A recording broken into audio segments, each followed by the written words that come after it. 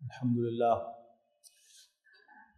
نحمده ونستعینه ونستغفره ونؤمن به ونتوکل علیہ ونعوذ باللہ من شرور انفسنا ومن سیئات اعمالنا من یهده اللہ فلا مضل له ومن یضلل فلا ہادی له ونشهد ان لا الہ الا اللہ وحدہ لا شریک له ونشهد ان سیدنا محمدا عبدہ ورسولہ ارسلہ بالہدی ودین الحق لیظہرہ علی الدین کلہ وکفی باللہ شہیدا فصلی اللہ علیہ وسلم تسلیما کثیرا کثیرا اما بعد فاعوذ باللہ من الشیطان الرجیم بسم اللہ الرحمن الرحیم ان اللہ لا یستحیی ان یضرب مثلا ما بعوضۃ فما فوقها فاما الذین آمنوا فیعلمون انہ الحق من ربہم وَأَمَّا الَّذِينَ كَفَرُوا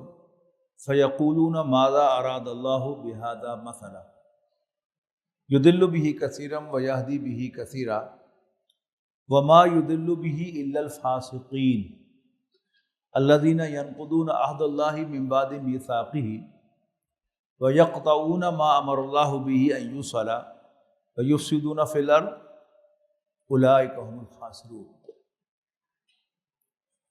محترم بزرگوں، دوستو، عزیزوں اور بھائیوں، آپ کو یاد ہوگا کہ ہم نے پچھلے 2 اجتماعات میں گھریلو زندگی، عائلی زندگی، اس کے بارے میں قرآن مجید کی ہدایات جاننے کی کوشش کی ہے کہ اس میں کچھ رشتے ہیں جن کا پاس کرنا مقصود ہے۔ ورٹیکل ڈائریکشن میں والدین اور اولاد کا رشتہ ہے، اور ہاریزونٹل ریلیشن میں جہاں بھائی بہن اور دوسرے رشتہ دار ہیں، اہم ترین رشتہ جو ہے وہ میاں بیوی کا رشتہ ہے۔ 2 ہفتے قبل ہم نے والدین اور اولاد کے رشتے پر گفتگو کی تھی، اور گزشتہ جمعہ میاں بیوی کے رشتے پر گفتگو ہوئی تھی۔ آج میں چاہتا ہوں کہ ایک اصولی جو ہمارے دین کی انسٹرکشن ہے، قرآن مجید کی رہنمائی ہے، وہ میں آپ حضرات سے شیئر کروں۔ اس کے لیے میں نے انتخاب کیا ہے پہلے پارے کی، یعنی سورہ بقرہ کی آیت نمبر 26 سے لے کر 27 تک کا، یعنی 2 آیات ہی ہیں لیکن لمبی ہے نسبتاً، آیت نمبر 26 اور 27۔ اس میں فرمایا گیا کہ ان اللہ لا یستحیی ان یضرب مثلا ما بعوضۃ فما فوقها، بے شک اللہ نہیں شرماتا، نہیں ہیزیٹیٹ کرتا اس بات سے کہ وہ کوئی مثال بیان کرے مچھر یا اس سے بھی کسی حقیر شے کی۔ لیکن فَأَمَّا الَّذِينَ آمَنُوا، ایمان والے تو فَيَعْلَمُونَ جانتے ہیں، أَنَّهُ الْحَقُّ مِن رَبِّهِمْ کہ وہ ان کے رب کی طرف سے حق بات ہے۔ اتنا ہی کافی ہے کہ اللہ نے فرمایا ہے، اس کی مین میں نکالنا کہ یہ مثال کیوں دی ہے اور اس کا مطلب کیا ہے۔ مثال کی بھی انہیں ضرورت نہیں پڑتی اکثر و بیشتر، لیکن مثال سمجھانے کے لیے ہے، ان کو مزید بات سمجھ میں آ جاتی ہے، بس ختم ہو گئی بات۔ لیکن اس کے مقابلے میں وَأَمَّا الَّذِينَ كَفَرُوا، وہ لوگ کہ جو انکار کرتے ہیں، کافر ہیں، یعنی کافر بنیادی طور پر ہے کون؟ اللہ کا انکار کرنے والا نہیں، نبی اکرم صلی اللہ علیہ وسلم کے اللہ کا رسول ہونے اور قرآن مجید کے اللہ کا کلام ہونے کا انکار کرنے والا یہاں پر مراد ہے۔ وَأَمَّا الَّذِينَ كَفَرُوا، البتہ جو کافر ہیں، فَيَقُولُونَ تو وہ کہتے ہیں، وہ اعتراض اٹھاتے ہیں، مَاذَا أَرَادَ اللَّهُ بِهَذَا مَثَلًا، کہ اس مثال سے اللہ کے پیش نظر کیا تھا۔ What did he mean؟ کیا کہنا چاہتا تھا اللہ؟ ایسے بہت سے اعتراضات ہیں کہ جو نبی اکرم صلی اللہ علیہ وسلم اور دین پر کیے گئے. مثال کے طور پر یہودیوں نے مسلمانوں کو ایک طعنہ دیا. ظاہر مسلمان کون ہیں؟ نبی اکرم صلی اللہ علیہ وسلم کے ماننے والے. کہ یہ تمہارا عجیب رسول ہے، عجیب نبی ہے تمہارا صلی اللہ علیہ وسلم، کہ جو تمہیں واش روم کے بارے میں بھی بتا رہا ہے کہ کیسے جانا ہے، کیسے آنا ہے، کیا کرنا ہے، کیا نہیں کرنا. یعنی ایک طعنے کے انداز میں کہ یہ گندگی کی باتیں، چھوٹی چھوٹی باتیں، حقیر باتیں بھی تم سے شیئر کرتا ہے. تو صحابہ کرام نے اپنا کنسرن نبی اکرم صلی اللہ علیہ وسلم سے رکھا کہ یہودی ہم پر یہ اعتراض کر رہے ہیں. تو آپ نے فرمایا کہ ان سے کہو کہ ہاں یہ بھی تو زندگی کے مسائل ہیں نا، ناگزیر. ہمارے نبی نے ہمیں استنجا کرنا بھی سکھایا ہے. یعنی آگے بڑھ کر تم جواب دو، بیک فٹ پر جانے کی ضرورت نہیں ہے، تم فرنٹ فٹ پر جا کے ان کو جواب دو کیا ہاں یہ بھی تو زندگی کے ناگزیر مسائل ہیں. یس، ہمارے نبی نے تو ہمیں طہارت کرنی، استنجا کرنا بھی سکھایا ہے. اسی قسم کا یہ اعتراض کہ قرآن اللہ کا کلام ہے تم کہہ رہے ہو، اور اس میں مچھر کی مثال، مکھی کی مثال، تو یہ تو کلام اللہ کی شان شان نہیں ہے یہ مثالیں. اب اس کو یہاں پر رسپونڈ کیا جا رہا ہے کہ جہاں تک ایمان والوں کا تعلق ہے ان کے لیے تو اتنا ہی کافی ہے کہ یہ اللہ کا کلام ہے، اللہ نے فرمایا ہے. ہاں کافر جو ہیں ان کو اعتراض ہوگا اس پر، وہ کہیں گے کہ اللہ کہنا کیا چاہتا ہے، اس کا مطلب کیا ہے. اس کے بعد یعنی فل سٹاپ ہے، وقفے لازم ہے. یضل بہ کثیرا ویہدی بہ کثیرا. اللہ اس مثال ہی کے ذریعے بہت سوں کو گمراہ کرے گا اور بہت سوں کو ہدایت دے گا. یعنی ایک ہی مثال ہوگی، ایک ہی آیت ہوگی، اس آیت پر جو کافر ہیں ان کی گمراہی میں اضافہ ہوگا، ایورشن میں اضافہ ہوگا، اور ایمان والوں کے ایمان میں اضافہ ہوگا. اللہ تعالیٰ اسی آیت کے ذریعے سے، اسی مثال کے ذریعے سے بہت سوں کے لیے گمراہی کا راستہ کھولے گا کہ آ جاؤ پھر، اور بہت سے کے لیے ایمان کا راستہ کھولے گا، ہدایت کا راستہ کھولے گا. انہیں ہدایت ملے گی. ہو یس،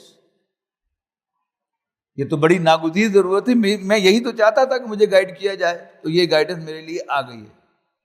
تو یضل بہ کثیرا، اللہ اس مثال کے ذریعے ہی بہت سوں کو گمراہ کرے گا، یعنی ان کے لیے گمراہی کا راستہ کھولے گا، جاؤ دفعہ ہو جاؤ، بھٹکتے رہو، اور بہت سوں کو ہدایت دے گا.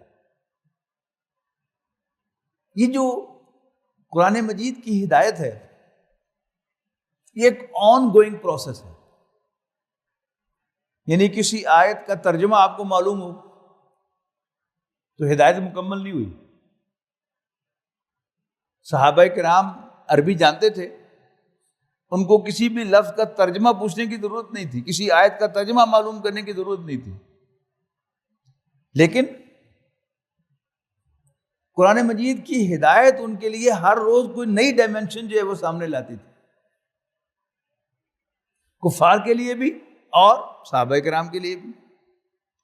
یعنی کفار کوئی اور نقطہ ڈھونڈتے تھے اعتراض کرنے کے لیے، اور مسلمان ایمان والے وہ محسوس کرتے وہ یس یہ تو ایک نئی ڈائمنشن مل گئی، یہ تو ایک نئی راہ اسی آیت سے مجھے مل گئی.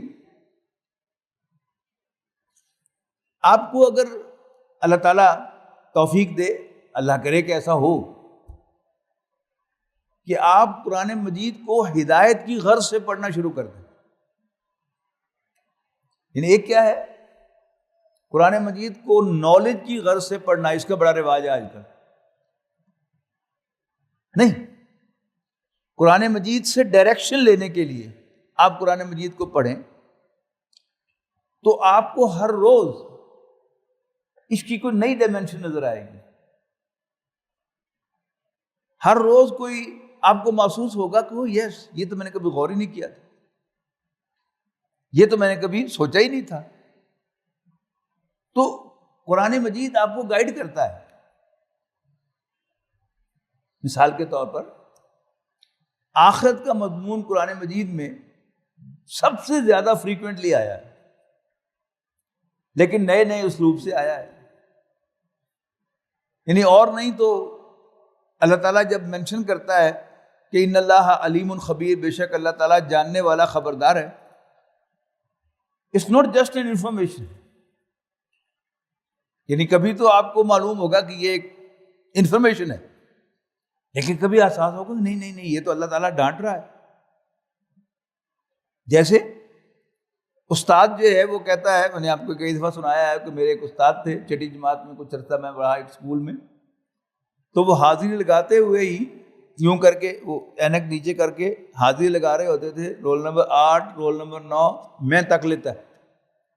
یعنی جو بچہ شرارت کرتا تھا وہ اسے کہتے تھے میں دیکھ رہا ہوں، میں دیکھ لیا تمہاری شرارت کو. مطلب کیا تھا کہ میں ابھی حاضری سے فارغ ہو کر تمہاری خبر لیتا ہوں.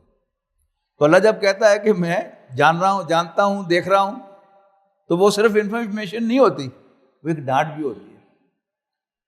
پھر اسی آیت کو کبھی آپ پھر پڑھیں گے تو آپ کو اس کی نئی ڈائمینشن جو ہے وہ نظر آئے گی. پھر پڑھیں گے، یعنی ایک اس صورت میں پڑھی، پھر اس صورت میں پڑھی، تو آپ جو ہے اگر واقعی آپ کے ذہن میں یہ ہو کہ قرآن مجید سے میں نے رہنمائی حاصل کرنی ہے، تو یہ رہنمائی قرآن مجید کی ایسے نہیں کہ آپ ایسے غور و فکر کرنے کے لیے بیٹھ جائیں گے تو پھر آپ کو رہنمائی ملے.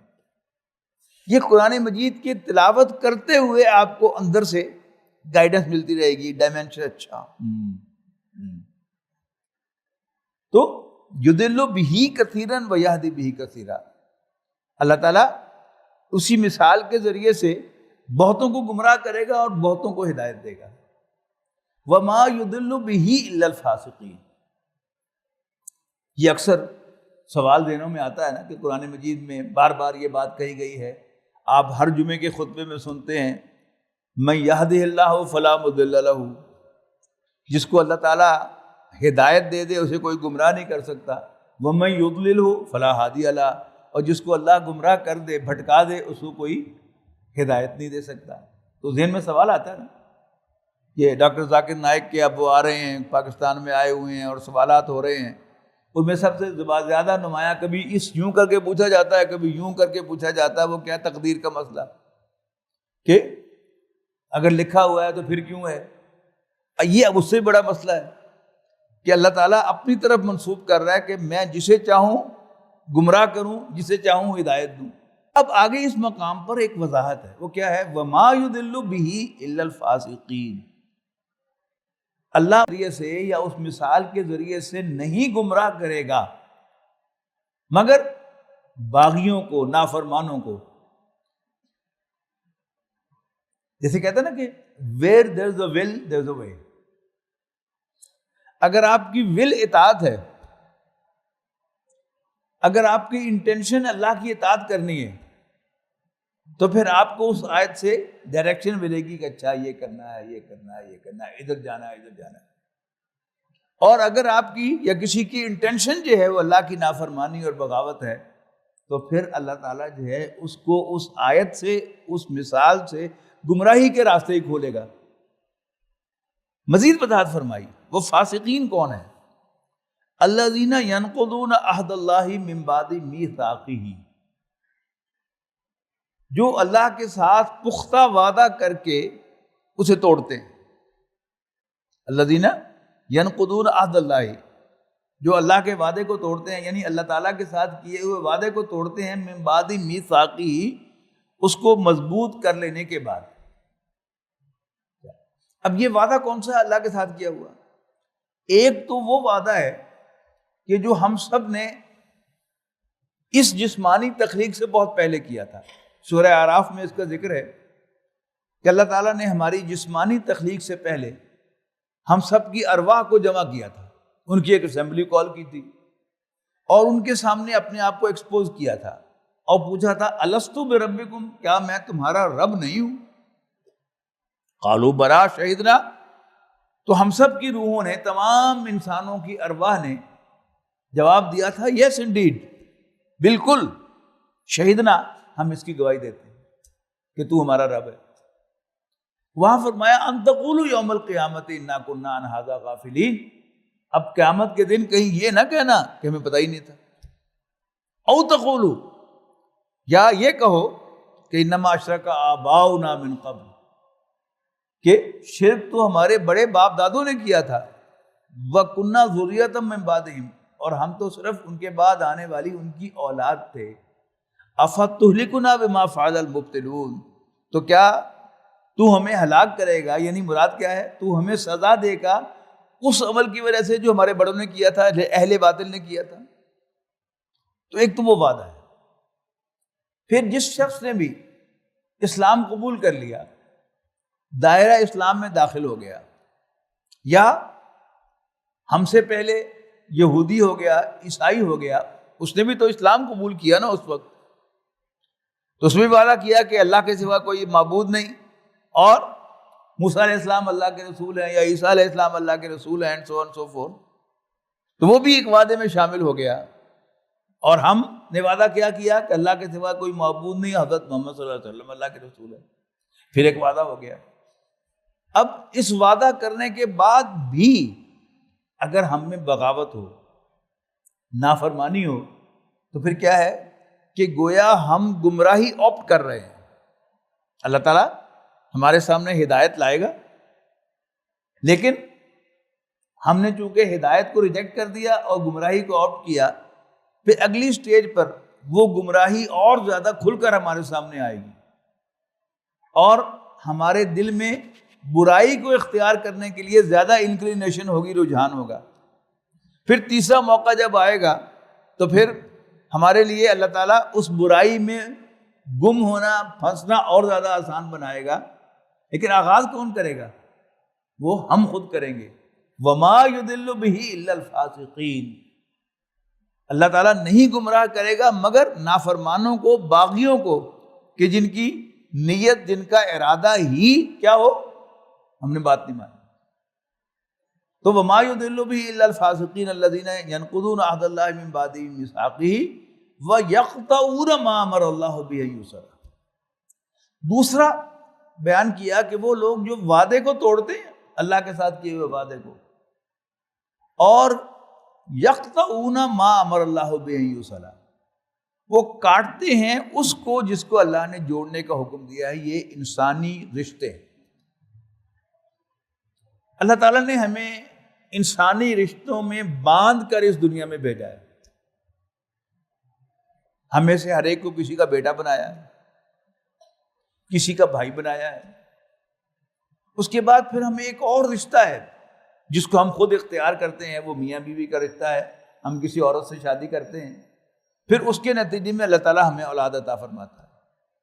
پھر آگے پھر یہ رشتے چلتے چلے جاتے ہیں، بیٹے ہیں تو پھر پوتے آئیں گے، بیٹیاں ہیں تو نواسے آئیں گے، نواسیاں آئیں گی، پھر سسرالی رشتے ہوں گے کہ جو بیوی سے متعلق رشتے ہیں، سسر ہے، ساس ہے، سالہ سالی ہے، پھر ہماری بہن کے ذریعے سے پھر بہنوئی ہے، پھر یہ سارے رشتے جو ہیں یہ کیا ہے؟ کچھ قریب کے رشتے ہیں، کچھ دور کے رشتے ہیں۔ مطلوب کیا ہے کہ ہم ان رشتوں کو بنا کر رکھیں، توڑے نہ۔ پھر وہی بات کہ where there is a will there is a way۔ جب انسان یہ فیصلہ کرتا ہے کہ میں نے رشتوں کو جوڑ کے رکھنا ہے، تو پھر ہر سچویشن میں وہ راستہ کون سا نکالتا ہے کہ میں اس رشتے کو قائم کیسے رکھ سکتا ہوں۔ سچویشن ایک ہی ہے، تو جس کی انٹینشن رشتوں کو بنا کے رکھنے کی ہوتی ہے، وہ اس میں سے راستہ نکالتا ہے کہ یہ میں اس کو کیسے جوڑ کے رکھ سکتا ہوں۔ اور جب انسان کی انٹینشن ادروائز ہو کہ بس میں نے قصہ ختم کرنا ہے، گل مکانی ہے میں ہوں، تو پھر اس کے لیے اسی سچویشن سے اللہ تعالیٰ جو ہے اس کو وہ نیگیٹو راستہ جو ہے وہ دکھا دیتا ہے۔ تو دو باتیں فرمائیں، ایک تو اللہ تعالیٰ کے ساتھ کیے ہوئے وعدے کو توڑنا، اور دوسرا جس بات کو اللہ نے جوڑنے کا حکم دیا اس کو کاٹنا، اور یہ رحمی رشتے۔ اور یہ بڑی اہم بات ہے کہ رشتوں کی پاسداری کوئی چھوٹی بات نہیں ہے، یہ اتنی اہم بات ہے کہ اگر رشتوں کی پاسداری نہ کی جائے اور رشتوں کو کاٹا جائے تو پھر اللہ تعالیٰ ہدایت سے محروم کر دیتا ہے، کوئی بھی ہو۔ یعنی ایک عالم بھی اگر رشتوں کے بارے میں کوشش نہیں ہوگا، محتاط نہیں ہوگا کہ رشتہ ٹوٹتا تو ٹوٹ جائے، تو امکان ہے اس بات کا کہ اللہ تعالیٰ اسے بھی رہنمائی سے محروم کر دے، اور وہ بھی اسی صف میں آگے کھڑا ہو جائے کہ اس کے سامنے قرآن مجید کی آیات آئیں، وہ ان کو پڑھے بھی، پڑھائے بھی، اس کا درس بھی دے، لیکن وہ اللہ کے وہ دیے ہوئے رشتوں کا پاس نہیں کرتا، تو اس بات کا امکان ہے کہ اللہ تعالیٰ اس کے حق میں گمراہی کا فیصلہ کرتے۔ تو یضل بہ کثیرا ویہدی بہ کثیرا، اللہ تعالیٰ اس مثال کے ذریعے سے بہتوں کو گمراہ کرے گا، بہتوں کو ہدایت دے گا، لیکن گمراہ کنہیں کرے گا؟ وما یضل بہ الا الفاسقین، وہ نہیں گمراہ کرے گا مگر فاسقوں کو، نافرمانوں کو، باغیوں کو۔ الذین ینقضون عہد اللہ من بعد میثاقہ، جو اللہ کے ساتھ پختہ وعدہ کر لینے کے بعد اسے توڑیں گے، اور جس چیز کو اللہ نے باندھنے کا حکم دیا ہے، جوڑنے کا حکم دیا ہے، اسے کاٹیں گے۔ وَيُفْسِدُونَ فِي الْأَرْضِ، اور زمین میں فساد پھیلائیں گے۔ اولئک ھم الخاسرون، یہی گھاٹے سے دوچار ہونے والے لوگ۔ تو اب پچھلے مضمون کے ساتھ جوڑیے کہ والدین کے رشتے ہوں، والدین اور اولاد کا رشتہ ہو، یا اللہ کے بنائے ہوئے سارے رشتے ہوں۔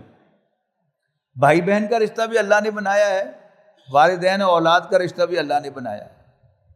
اسی طرح اللہ ہی کے بنائے ہوئے رشتوں میں چچا، تایا، ماموں، خالہ، بھانجا، بھتیجا، یہ کیا ہے؟ اللہ نے بنائے ہیں، میرے اختیار میں نہیں ہے، یہ میرا چوائس نہیں ہے کہ میں کس کو بھتیجا بناؤں، کس کو بھانجا بناؤں، کس کو چچا بناؤں، کس کو ماموں بناؤں۔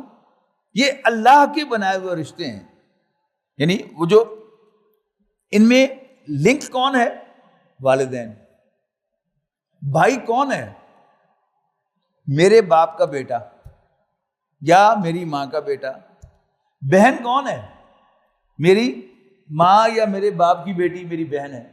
تو یہ رشتے اللہ نے بنائے ہیں، اس میں لنک کون ہے؟ وہ والدین۔ پھر آپ کی اولاد، آگے اس سے رشتے ہیں، پوتے، نواسے، پھر آپ کے پوتے، نواسے، پھر آگے ان کے رشتے، آپ کی بہویں جو آپ کے بیٹوں نے اڈاپٹ کی ہیں، وہ کیا ہے؟ اب وہ بہو کا رشتہ ہے۔ ان میں سے کچھ رشتے وہ ہیں کہ جن کو اللہ تعالیٰ نے دوام دے دیا ہے۔ مراد میری کیا ہے کہ بہو آپ کے بیٹے کے لیے جو ہے وہ عارضی رشتہ ہے کہ آپ طلاق دے دے گا، اب وہ اس کی بیوی نہیں رہے گی، لیکن آپ کا جو رشتہ اس کے ساتھ ہے، بہو کے ساتھ، وہ برقرار رہے گا۔ آپ عمر بھر اپنی بہو سے شادی نہیں کر سکتے۔ اس کا مطلب کیا ہے کہ وہ رشتہ جو ہے اس کو اللہ تعالیٰ نے ایک تقدس دے دیا ہے کہ جو ایک دفعہ تمہاری بہو بن گئی ہے، خواہ وہ تمہارے بیٹے کی بیوی نہ بھی رہے تب بھی وہ تمہارے لیے کیا ہے، اس کو اللہ تعالیٰ نے ایک تقدس دے دیا ہے۔ تو جب تفصیل میں جائیں گے تو پھر آپ کو یہ سب باتیں جو ہیں اس میں گہرائی نظر آئے گی کہ اللہ تعالیٰ نے کچھ رشتوں کو تقدس دیا ہے۔ یعنی میاں بیوی رشتے کے، میاں بیوی کے رشتے کو اللہ تعالیٰ نے فلیکسیبل رکھا ہے اس اعتبار سے کہ اگر نباہ نہ ہو رہا ہو تو پھر سیپریشن بہتر ہے، طلاق بہتر ہے، ایک دوسرے کے لیے مصیبت بن کر رہنا جو ہے وہ مناسب نہیں ہے، تو اللہ تعالیٰ نے طلاق کا راستہ کھولا ہے، جبکہ بعض دوسرے مذاہب میں طلاق کی کوئی گنجائش نہیں ہے۔ تو وہ یہ تو اللہ تعالیٰ کی رحمت ہے، لیکن اس طلاق کے باوجود کچھ رشتوں کو اللہ تعالیٰ نے تقدس دیا ہے۔ اب ان رشتوں کو اسی طرح نبھانا، ان کو جوڑ کے رکھنا، یہ جو ہے یہ کیا ہے، ہمارے دین کی ایک بنیادی رہنمائی ہے۔ اور جو آج میں آپ کے سامنے مضمون رکھ رہا ہوں کہ اس کا تعلق ہدایت کے ساتھ ہے۔ اگر ہم رشتوں کو لائٹلی لیں گے، رشتہ ٹوٹتا ہے تو ٹوٹ جائے، تو پھر اس بات کا اندیشہ ہے کہ اللہ تعالیٰ ہمارے لیے ہدایت کے دروازے بند کر دے اور ہمارے لیے گمراہی کے راستے کھل جائیں۔ اب اس کے بعد ایک سوال پیدا ہوتا ہے کہ آپ پوچھیں گے کہ جی انسان شوق سے تو رشتے نہیں توڑتا، کیا ہوتا ہے؟ کسی طرف سے کوئی زیادتی ہوتی ہے جس کے نتیجے میں دوری پیدا ہوتی ہے، دل میں میل آتی ہے۔ دل میں میل آتا ہے تو پھر آپ جو ہیں وہ رشتہ توڑتے ہیں۔ اس میں جو منیمم ہے وہ کیا ہے کہ سلام دعا سے تو آپ کسی مسلمان سے جا ہی نہیں سکتے۔ آپ کے سامنے کوئی مسلمان آیا ہے، کلمہ گو ہے، تو آپ اس کو السلام علیکم کہیں گے، یا اس نے سلام کیا ہے تو آپ اس کو وعلیکم السلام کہیں گے۔ یہ تو دین کی پابندی ہے۔ باقی کچھ لوگ ہوں گے کہ جن کی عادات آپ کو پسند نہیں ہوں گی، جن کے ساتھ ڈیلنگ کرنے کے بعد آپ محسوس کریں گے کہ نہیں، ان کے ساتھ جو کلوز رشتہ ہے وہ نہیں چل سکتا، تو آپ سلام دعا تک آ جائیں۔ پھر اس سے بھی بہتر کیا ہے کہ ذرا حال احوال بھی پوچھ لیں، تاکہ بالکل جو بائیکاٹ ہے اس تک نوبت نہ آئے۔ باقی اللہ آپ کو ہمت دے تو آپ اپنے دشمن کے ساتھ بھی اچھا رویہ اختیار کر سکتے ہیں۔ یعنی ایک اللہ والے سے ان کے مرید نے کہا، عقیدت مند نے کہا کہ حضرت مجھے کوئی نصیحت فرمائے۔ انہوں نے کہا کہ بس کسی کے لیے اپنے دل میں بغض نہ رکھو۔ تو مرید نے کہا کہ حضرت آپ یہ کیسی بات کر رہے ہیں، بغض رکھنا تو انسان کے اختیار میں نہیں ہوتا۔ انہوں نے کہا جی نہیں ہوتا ہے۔ انہوں نے کہا جی وہ کیسے؟ انہوں نے اسے مشکل بات بتا دی کہ جس شخص کے لیے تمہارے دل میں بغض و عداوت پیدا ہو، تم اس پر احسان کرو۔ اب اور زیادہ آپ حیران ہو گئے ہوں گے کہ یہ ہاؤ از اٹ پاسبل؟ بغض کیوں پیدا ہوا؟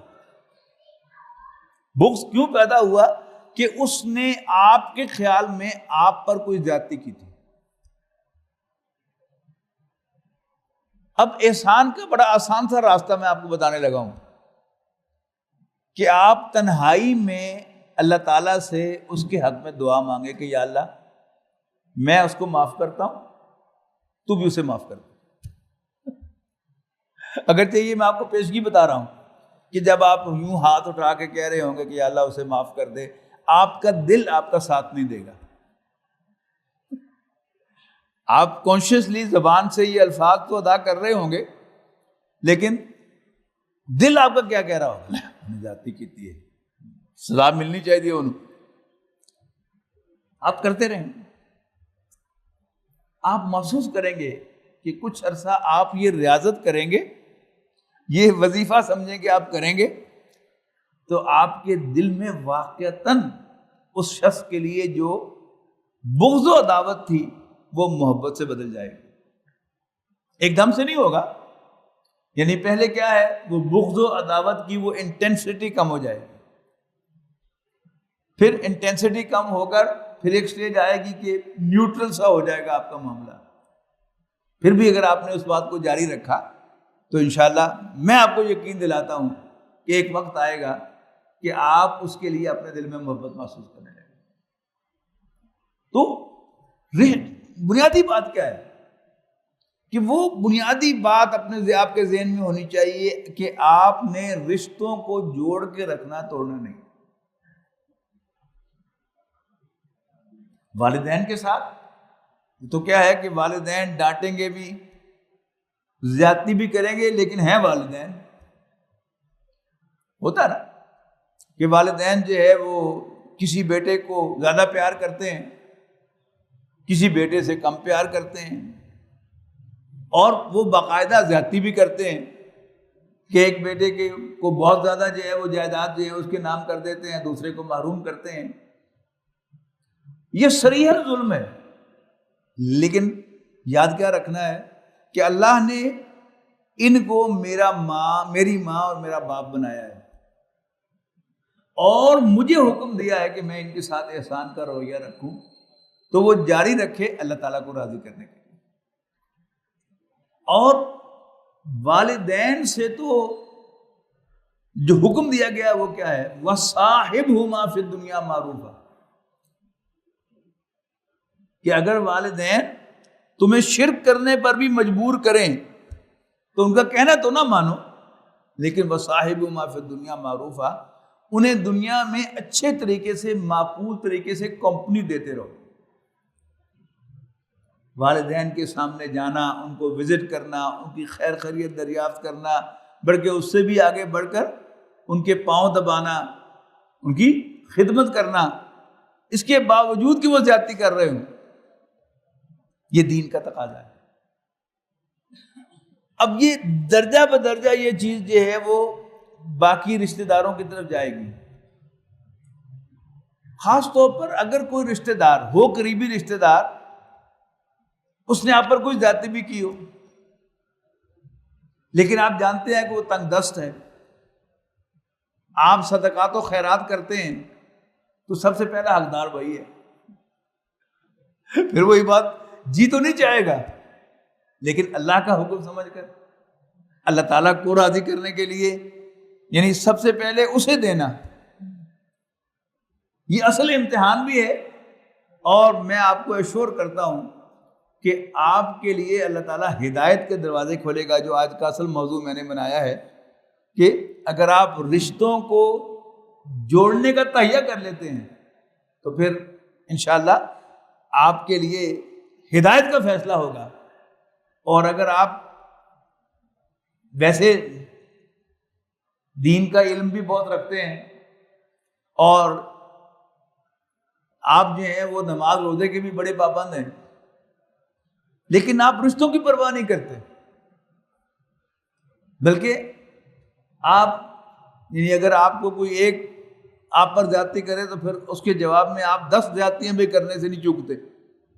تو پھر ایک بات یاد رکھیے گا, شاید دنیا میں آپ اس کو ہرا لیں, لیکن اندیشہ ہے کہ اللہ تعالیٰ پھر ہمیں ہدایت سے محروم کر دے گا. اور اس دنیا میں اللہ تعالیٰ کی سب سے بڑی نعمت جو ہے وہ نعمت ہدایت ہے. مال, دولت, اولاد, جائیداد, رتبہ, عہدہ, منصب, یہ سب کیا ہے؟ یہ اللہ کے احسان ہیں, اس کی عنایات ہیں. لیکن قرآن مجید میں نعمت جو ہے, اللہ کی نعمت, وہ ہدایت کو کہا گیا. تو obviously میں, آپ, ہم سب کس کے محتاج ہیں؟ ہدایت کے محتاج ہیں نا. تو اگر ہمیں ہدایت چاہیے تو پھر قرآن مجید میں ان 2 آیات میں بڑا سادہ سا نسخہ بتا دیا ہے کہ اللہ کے ساتھ وعدے کو مت توڑو, باندھ کے رکھو, اور جس چیز کو اللہ نے جوڑنے کا حکم دیا ہے, یعنی انسانی رشتے, ان کو جوڑ کے رکھو, ان کو کاٹنے سے اعتراض کرو. تو والدین کے سلسلے میں اور ان سے متعلق باقی رشتہ داروں کے سلسلے میں, اور میاں بیوی کا رشتہ, یعنی قرآن مجید میں اس کے لیے بڑا ایک خوبصورت اسلوب دیا گیا ہے کہ اگر تم ارادہ کرو کہ اپنی بیوی کو کسی اور عورت سے ریپلیس کرو, طلاق دے کر کوئی اور عورت لے آؤ, تو ذرا غور کرو کہ تم کسی خاص وجہ سے اس کو طلاق دینے پر انکلائنڈ ہو, تو غور کرو تو تمہیں اپنی بیوی میں کوئی ایسی خوبی نظر آئے گی کہ جس کی وجہ سے تم اس کو رکھنا چاہو گے. جبکہ ہمارا جو عام معمول ہے وہ کیا ہے کہ چھوٹی سی بات اور ہم غصے کا اظہار کا اور کوئی طریقہ جانتے ہی نہیں ہیں. جاوید طلاق طلاق طلاق طلاق، ایک طلاق بھی نہیں دیتے، ڈائریکٹ 3 طلاقیں دے مارتے ہیں. یہ کیا ہے کہ ہمارے دلوں میں اس رشتے کا کوئی پاس نہیں ہے. رشتے کا پاس ہوگا تو کیا ہوگا؟ میں اپنی زبان پر کنٹرول کروں گا، اور جب پاس نہیں ہوگا تو میں کہتا جو ہوتا ہو جائے. تو رشتے یعنی درجہ بدرجہ. والدین کے ساتھ تو میں نے کہا نا کہ وہ زیادتی کریں، جو مرضی کریں، نہ صرف یہ کہ آپ ان کو چھوڑ نہیں سکتے، بلکہ ان کی خدمت کرنا، ان کے پاؤں دبانا اور ان کی ضروریات کو پورا کرنا، مالی ضروریات ہوں یا اور ضروریات ہوں تو ان کو پورا کرنا آپ پر فرض ہے. لیکن باقی رشتہ دار جو ہیں ان میں خاص طور پر یہ سورۃ بنی اسرائیل کے 3 رکوع میں جس کا آغاز ہوا، میں وَقَضَىٰ رَبُّكَ أَلَّا تَعْبُدُوا إِلَّا إِيَّاهُ، 2 ہفتے پہلے میں نے اسی کو موضوع بنایا تھا نا کہ تیرے رب نے فیصلہ کیا ہے کہ تم اس کے سوا کسی اور کی بندگی نہ کرو اور والدین کے ساتھ کہ اگر وہ تمہارے سامنے دونوں یا کوئی ایک بڑھاپے کو پہنچ جائے تو ان کے سامنے اف تک نہ کہو.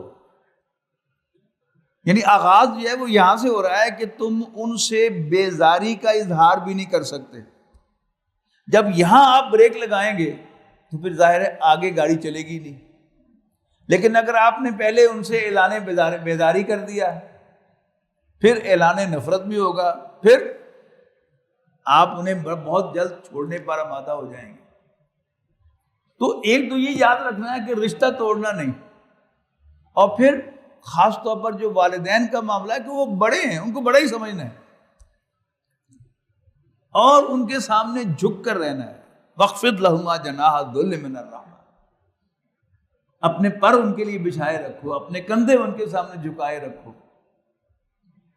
اور جو پچھلی دفعہ کا موضوع تھا کہ اب میں دونوں کو ملا رہا ہوں، اللہ تعالیٰ نے مرد اور عورت 2 علیحدہ وجود بنائے ہیں. میں نے اس پر پچھلی دفعہ گفتگو کی تھی. جب کسی گھر میں شادی ہوتی ہے کسی بچے کی، تو اب دونوں جو ہیں ماں اور باپ اس کو ڈفرینٹ وے میں ٹریٹ کرتے ہیں. شادی کو 3-4 ماہ گزر جاتے ہیں تو بچے کا باپ جو ہے وہ بڑا خوش ہوتا ہے کہ میرے بچے کا گھر آباد ہو گیا، دونوں میاں بیوی کی انڈرسٹینڈنگ ڈیولپ ہو گئی. وہ ہنستے مسکراتے گھر میں انٹر ہوتے ہیں، ہنستے مسکراتے ہوئے نکلتے ہیں، آنکھوں میں ایک دوسرے سے باتیں کرتے ہیں. لیکن یہی چیزیں جو ہیں وہ بچے کی ماں کو پریشان کر دیتی ہیں. اس کی وجہ کیا ہے؟ اس کی وجہ سمجھیے گا کہ قرآن مجید میں سورہ آل عمران میں مرد کی جو خواہشات ہیں ان کی ایک پوری لسٹ آئی ہے کہ مرد کے لیے کیا کیا پرکشش بنایا گیا ہے. اس میں نمبر 1 عورت ہے، نمبر 2 بیٹے ہیں، نمبر 3 مال و دولت ہے، نمبر 4 عمدہ سواری ہے، برانڈڈ سواری، اور پھر مویشی اور کھیتی ہے. لیکن سورہ حج کے آغاز میں فرمایا گیا کہ یا ایھا الناس اتقوا ربکم، لوگ اپنے رب سے ڈرو. ان زلزلۃ الساعۃ شیء عظیم، یقیناً قیامت کا زلزلہ بڑی ہاربل شے ہے. یوم ترونھا تذہل کل مرضعۃ عما ارضعت، جس دن تم قیامت کو دیکھو گے تو کیا ہوگا؟ ہر دودھ پلانے والی اپنے بچے کو دودھ پلانا بھول جائے گی. اب بچے کو دودھ پلانا جو ہے یہ مامتا کے لیے قرآن مجید کا محاورہ ہے کہ عورت کی سب سے بڑی کمزوری اس کی اولاد ہے، اور عورت نارملی اس سے غافل نہیں ہوتی. تو قیامت کا زلزلہ اتنا ہاربل ہوگا کہ تذہل کل مرضعۃ عما ارضعت، ہر دودھ پلانے والی اپنے بچے کو دودھ پلانا بھول جائے گی. وتضع کل ذات حمل حملها، اور حمل والیوں کے حمل گر جائیں گے. وتری الناس سکارا، اور تم لوگوں کو، یہاں لوگوں سے مراد اگر آپ مرد لیں گے تو بڑی آسانی سے سمجھ میں آئے گا، اور تم مردوں کو دیکھو گے نشے کی حالت میں، وما ہم بسکارا، حالانکہ وہ نشے میں نہیں ہوں گے، ولکن عذاب اللہ شدید، ہاں اللہ کا عذاب بڑا سخت ہے۔ مطلب کیا ہے کہ نشے میں کیا ہوتا ہے کہ انسان کی جو انکانشیس موومنٹس ہوتی ہیں، انوالنٹری موومنٹس، وہ ایکٹیو ہو جاتی ہیں، اور ان پر جو کانشیس کنٹرول ہے وہ ختم ہو جاتا ہے۔ یہی ہے نا شراب کا نشہ، غصہ آئے گا تو جو ہاتھ میں آئے گا بڑھ دے گا۔ شراب کا نشہ ہے، بہن اور بیوی میں تمیز نہیں کر سکے گا، بیوی میں اور کسی غیر عورت میں تمیز نہیں کر سکے گا، یہی ہے نا، یہ جذبات ایکٹیو ہو جائیں گے۔ تو مرد کا چونکہ جو اصل سب سے اونچا کیریکٹر وہ کیا ہے، اپنے جذبات کے ایکسپریشن پر کنٹرول، مرد کا یہ ویک ہو جائے گا، اور عورت اپنے بچے کو دودھ پلانا بھول جائے۔ اچھا، عورت کی سب سے بڑی کمزوری کیا ہے؟ اس کی اولاد، یعنی وہی جو اٹیچمنٹ ہے میاں بیوی کے درمیان، اس پر باپ خوش ہو رہا ہے کہ میرے بیٹے کا گھر آباد ہو گیا، ماں جو ہے وہ پریشان ہو جاتی ہے کہ اس عورت نے آ کر میرا بچہ مجھ سے چھین لیا۔ وہ جو اس کی پوزیسونیس ہے اپنی اولاد کے لیے، اپنے بیٹے کے لیے، اب وہ جو ہے وہ سارا کچھ کر رہی ہے، اور نوجوان بیچارہ پریشان ہو رہا ہے کہ ماں میری نکی ہو گیا، حالانکہ ہوا اس کو کچھ بھی نہیں ہے۔ یعنی وہ جو اول روز سے اس کو بچے سے پیار تھا، اب اسی کا ایک نئے طریقے سے اظہار ہو رہا ہے۔ تو اگر یہ سچویشن بھی ہو تب بھی نہ ماں کی بے عزتی کرنے کی اجازت ہے اور نہ ماں کو چھوڑ کے جانے کی اجازت ہے۔ کیوں؟ بہرحال ان کا احسان ہے تم پر، تمہاری ماں تمہیں اس دنیا میں لے کے آئی، اللہ تعالیٰ کے حکم سے جو پروسیس اللہ تعالیٰ نے دیا تھا، ساری کمزوری بوجھ اس نے اٹھایا ہے، لہذا فلا تقل لہما اف، ان سے اف تک نہ کہو، اور دل ہی دل میں کہو کہ یا اللہ تو نے صحیح کہا تھا، اور اس کو مرد کی حیثیت سے، جذباتی ہو کر نہیں، عقل سے، سمجھ سے اس کو ٹیکل کریں تو کوئی مسئلہ انشاءاللہ وہ بھی نوجوانوں کے لیے نہیں ہوگا۔ تو رشتے، باٹم لائن وہی ہے کہ ہر رشتے کے بارے میں یہ بات اگر آپ طے کر لیں گے، بڑے بھی چھوٹے بھی، کہ میں نے رشتوں کو بچا کے رکھنا ہے، میں نے رشتوں کو کاٹنا نہیں، تو انشاءاللہ where there is a will there is a way، اللہ تعالیٰ جو ہے وہ راہیں سجھائے گا، آپ کو گائیڈ کرے گا۔ اللہ تعالیٰ سے دعا ہے کہ ہمیں اللہ تعالیٰ ہدایت کا اہل بنائے اور گمراہی کا اہل نہ بنائے۔ بارک اللہ لی و لکم فی القرآن العظیم و نفعنی و ایاکم بالآیات۔